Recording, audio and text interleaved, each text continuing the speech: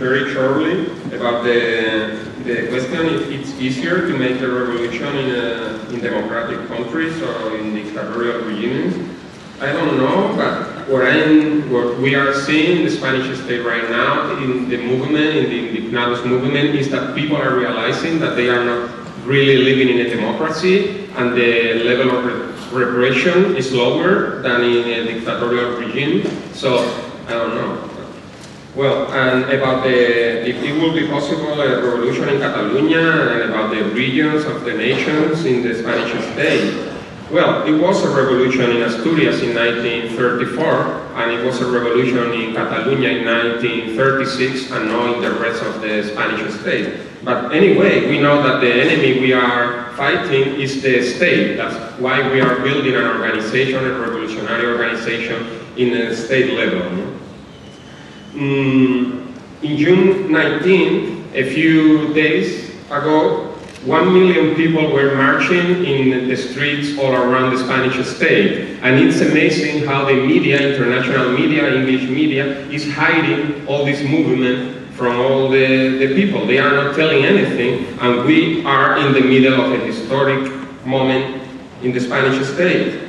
So I think it's very important. If they hide it, we have to build it bigger. They can maybe hide a wave of a normal tide, but they cannot hide a tsunami. So let's build revolutionary tsunamis everywhere.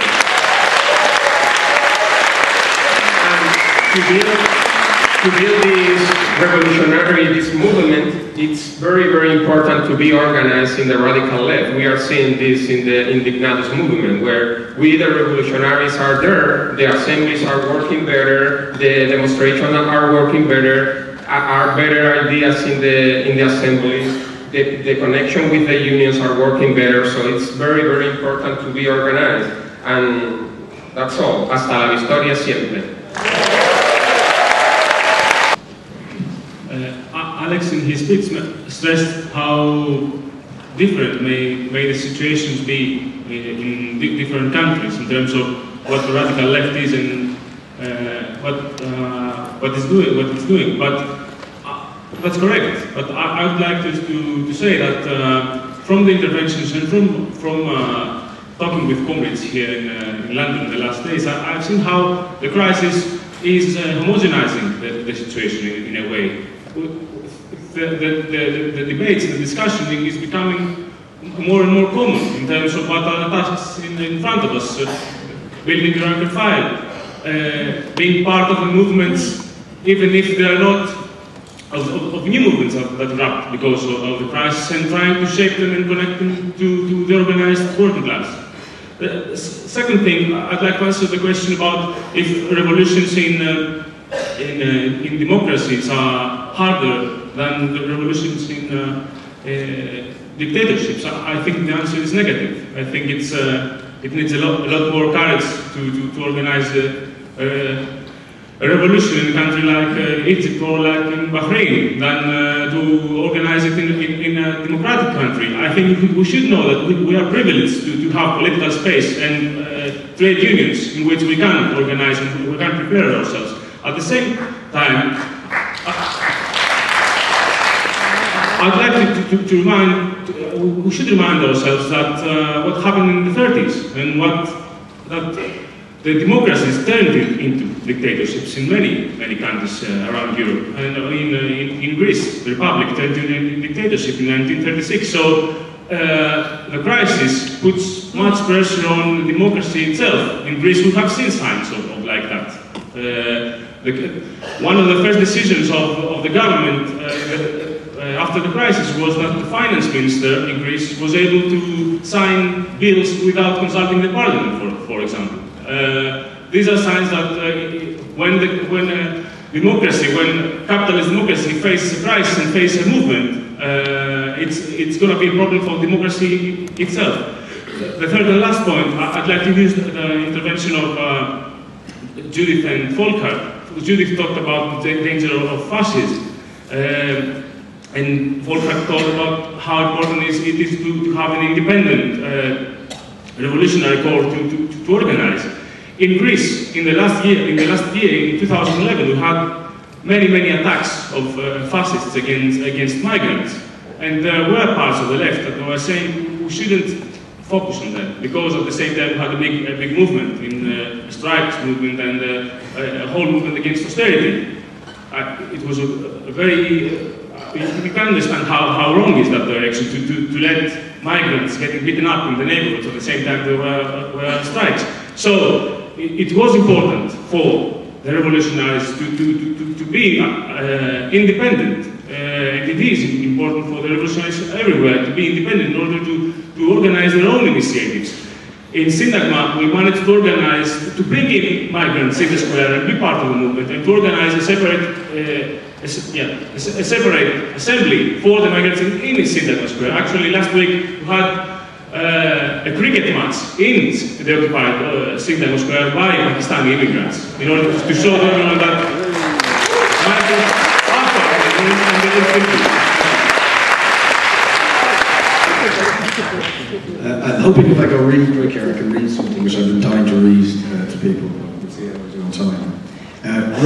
Rating agencies. If you want to understand rating agencies, just think about bookies, because that's what they are. They're a sort of fancy version of the bookies. Except the problem is a bookie is gambling or giving odds. Is giving odds based on the form of a horse, but also on the money that goes on. There's some relationship to reality in the sense that a race will be run between different horses that have better or worse chances of actually winning that race. There's something substantial. But the rating agencies are playing with our lives. They're giving odds on our lives, on our future, on our society. And it's insanity. It's the logic of the casino applied to the lives and livelihoods of ordinary people. And really the only answer to those sorts of things is to shut them down and take their money, their power off them, and end the situation where people's lives are reduced to the level of commodities to be gambled. And it maybe said everything about the response of the ruling class in Ireland, that one of the big projects that's just been sanctioned by the authorities is a casino. In the face of the crisis that we have, mass unemployment, vicious austerity cuts and so on, a former minister who was disgraced because he was involved in, and revealed and proved to be involved in corruption, where he handed over the when they privatised the telecom system, he handed over the licence to a man who is now the second richest man in Ireland, worth 2 billion. At that time was worth virtually nothing, but he was given that money effectively by a corrupt minister for the second mobile phone licence. And that guy, the guy who did this, he was disgraced. Despite his disgrace, he's still around and kicking, and is now the architect of this casino. That they're going to build a massive casino in the middle of Tipperary, and there's much enthusiasm from the ruling establishment about the jobs spin-offs and how this sort of project, if you like, is the sort of entrepreneurial spirit we need to get the country back on its feet. So you couldn't make it up. These people are borderline insane. So what do we have to do? We have to take the money very, very quickly off them so that, if you like, we decide democratically how we deploy the resources in society, and we need to cut through the techno-babble that they use to try and obscure the reality of the banking crisis and all the rest of it, right? Banking and all that stuff is actually not very complicated, but they try and mystify it. It's very simple. The banks hold surplus wealth that working class people generate.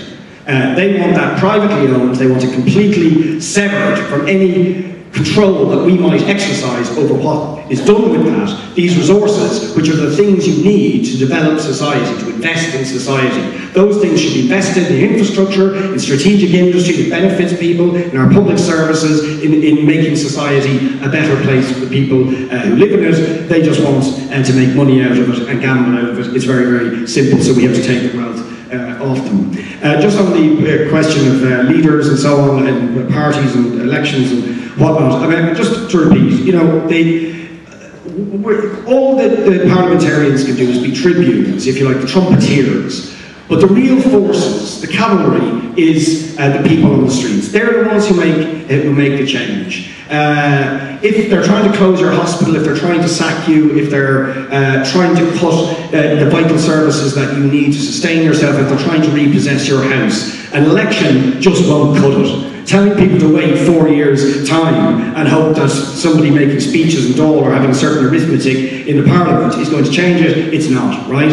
It's a physical battle for us to wrest control of our society, of those resources, of the people who, if you like, have private ownership over them and therefore think you can turf you out of your job or your house or close down your hospital to make profits out of your health and so on, right? So that's what we have to do, and therefore the leaders are not in the Parliament, the leaders are here. Every one of you is a leader, and what we have to understand is you have to be leading struggle, and that we need a party at the centre of that links people together and is assessing the situation, which is going to be difficult.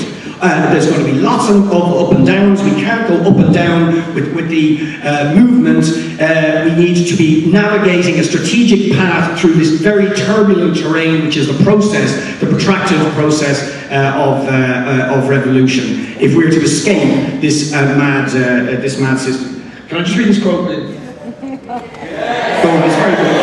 I just want to read this because in 1723, Jonathan Swift, who was an Irish writer, who's often claimed to be an English writer, was Sally said to be creative, right? And this is the sort of creativity that I think we need to expose the madness of their logic to win the people over. And he was talking about how to deal with the intense poverty that was in Ireland at the time, which he linked to the development of early capitalism. I'm assured by our merchants that a boy or girl before 12 years old is no saleable commodity. And even when they come to this age, they will not yield above £3 or £3.50 crown at most on the exchange, which cannot turn to account either for the parents or for the kingdom. I shall now therefore humbly propose my own thoughts, which I hope will not be liable to the least objection.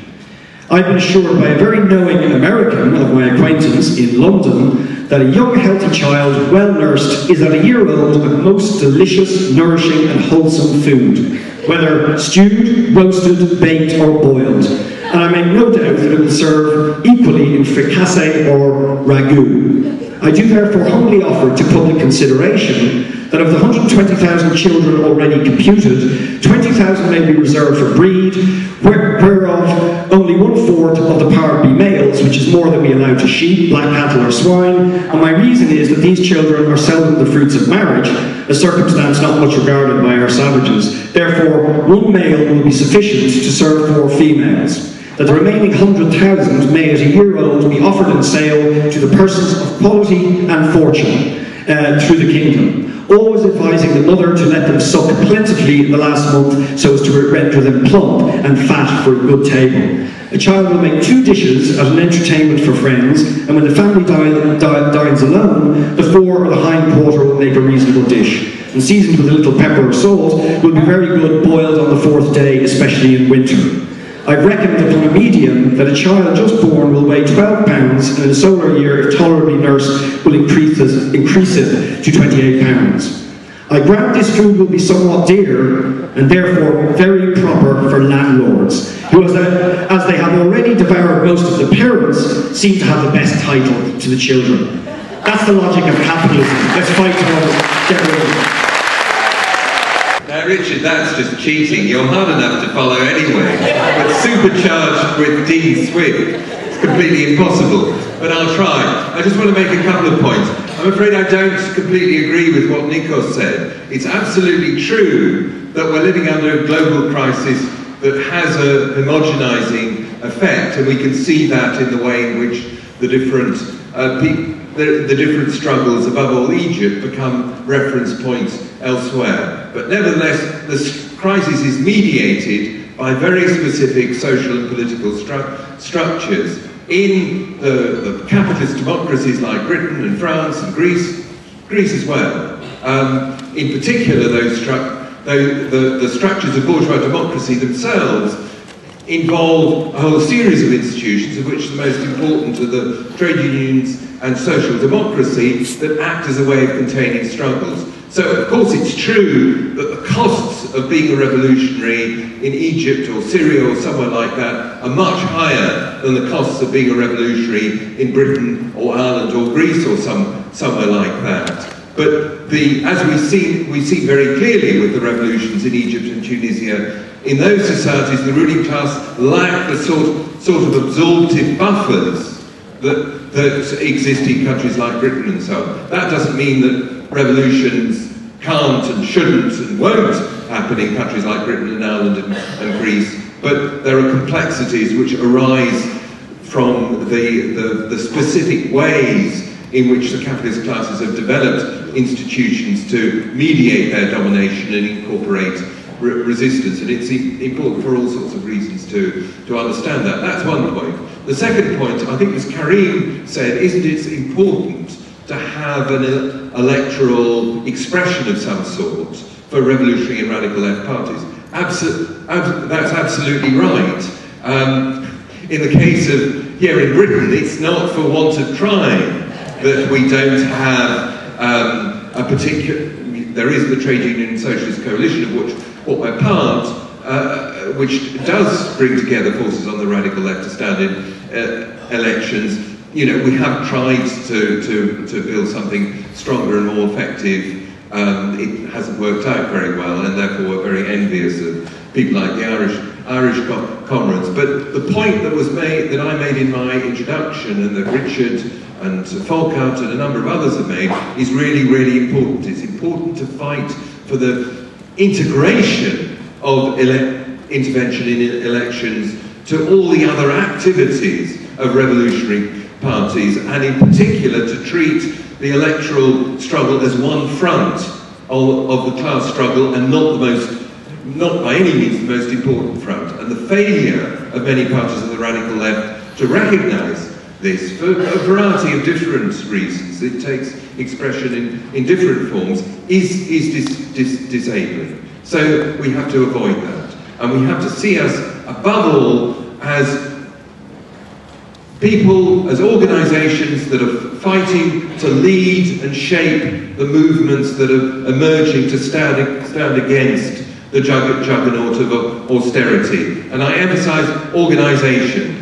If you see yourself on the radical or revolutionary left, it's no good just to be like that on your own. If you're a socialist, if you're against capitalism, get organised, join one of the organisations that is represented at this meeting.